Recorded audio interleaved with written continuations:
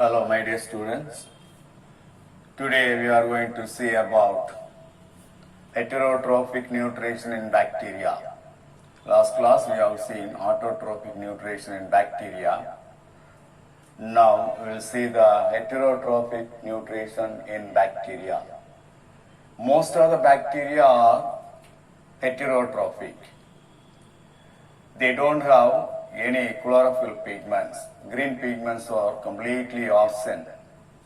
So, they are unable to prepare their own food materials. They have to lead heterotrophic mode of nutrition.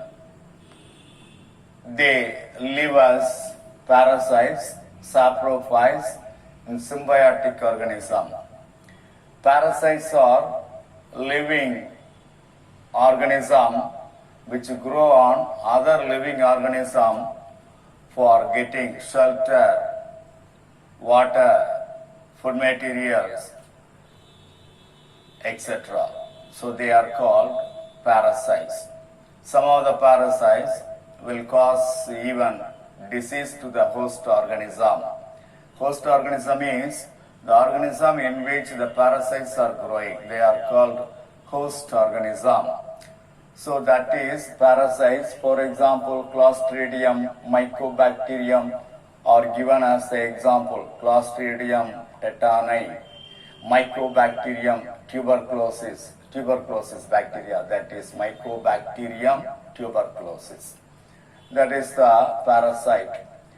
Saprophytes. Saprophytes are organisms which grow on dead and decaying organic matter. Such organisms are called saprophytes. Some of the bacteria grow as saprophytes, for example, Bacillus mycoides.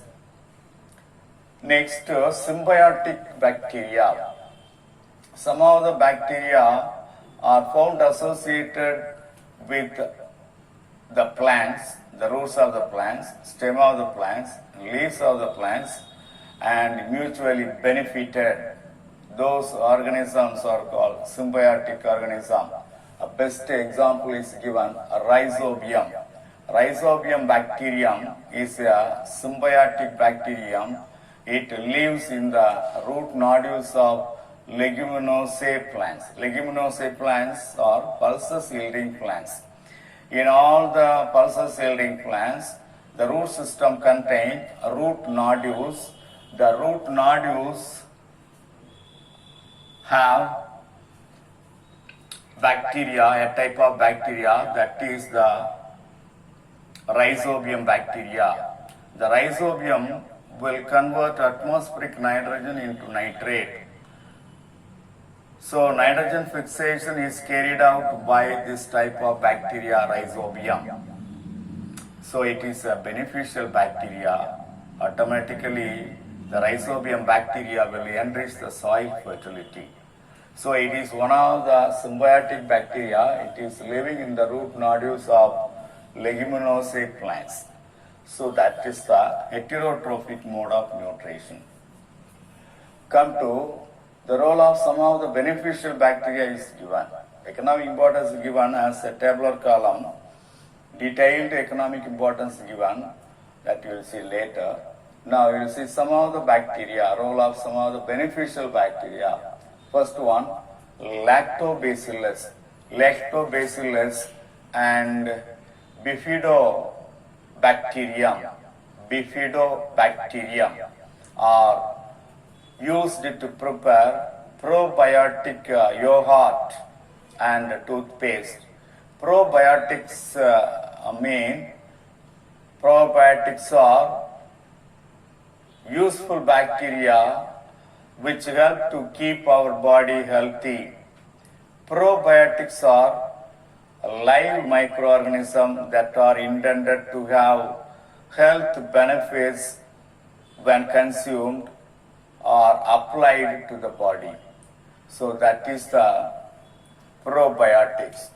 Probiotics can be found in yogurt and other fermented foods, dietary supplements, and beauty products.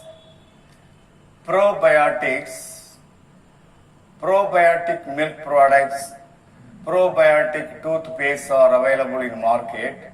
They contain friendly bacteria which will improve our health. So that is probiotics. Next, Balstonia. Balstonia is a type of bacteria which synthesize PHB. PHB, poly beta hydroxy butyrate. The beta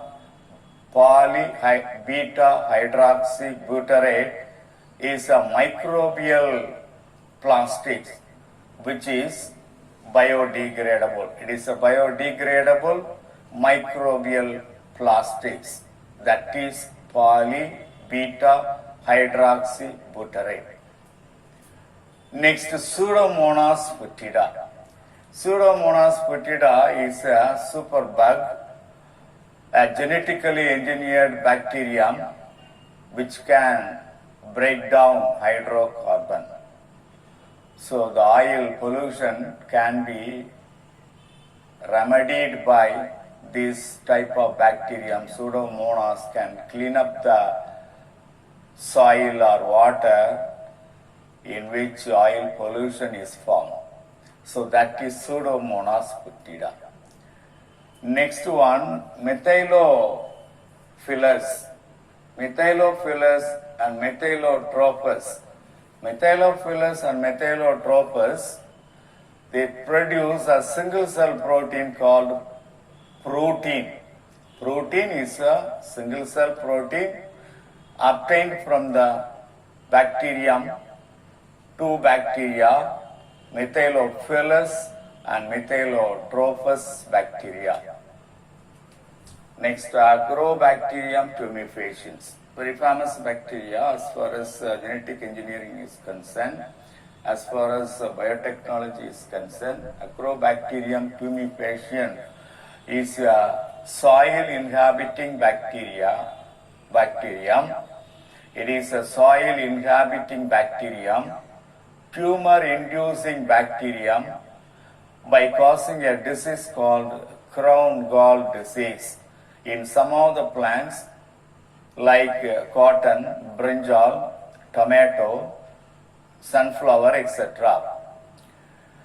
This type of bacterium contains tumor-inducing plasmid that is called TI plasmid. This tumor-inducing principle helps to carry the desired gene into the plant through genetic engineering method. Next, Thermus aquaticus. Thermus aquaticus is a thermophilic gram-negative bacteria. This will produce a type of enzyme that is called Taq polymerase. Taq polymerase enzyme is very important in the polymerase chain reaction. Polymerase chain reaction is a very important process in which the Taq polymerase is used as a key enzyme. The polymerase chain reaction is a method widely used to rapidly make millions to billions of copies of a specific DNA sample or specific DNA segment. So that is polymerase chain reaction, that also very much helpful, useful in biotechnology. Next bacterium is Methanobacterium. The Methanobacterium is a type of bacterium employed in biogas production. It is mainly used in the hydrocarbon project of central government. That is Methanobacterium.